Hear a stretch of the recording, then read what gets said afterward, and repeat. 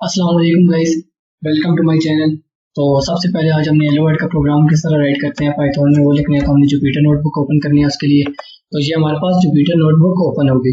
तो आपने इसको करना हो, ये हमारे पास जुपिटर नोटबुक आ जाएगी। जैसे ही इस तरह का आपके पास विंडो ओपन हो तो आपने सबसे पहले न्यू पे क्लिक करना है और पाइथन 3 जो आजकल चल रही है हमारे पास करंट वर्जन वो हम यूज़ करेंगे। तो how to write hello world, तो आपने यहाँ पर हम प्रिंट का कीवर्ड यूज़ करना है और आपने डबल कोट ओपन कर देनी है।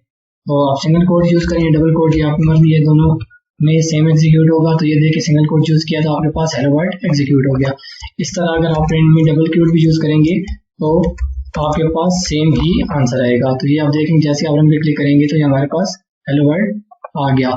इससे नेक्स्ट वीडियो में हम देखेंगे कि किस तरह के फंक्शंस, एरेज और डिफरेंट चीज़ें हम पाइथन की जो तमाम बेसिक्स हैं जिसमें लिस्ट, टपल्स, तमाम चीज़ें आ जाएंगी वो हम देखेंगे। तो आप हमारे साथ ही रहिएगा और अगर आपको ये वीडियो पसंद आई है तो आप इसको सब्सक्राइब, लाइक और शेयर कीजिएगा। Thank you very much.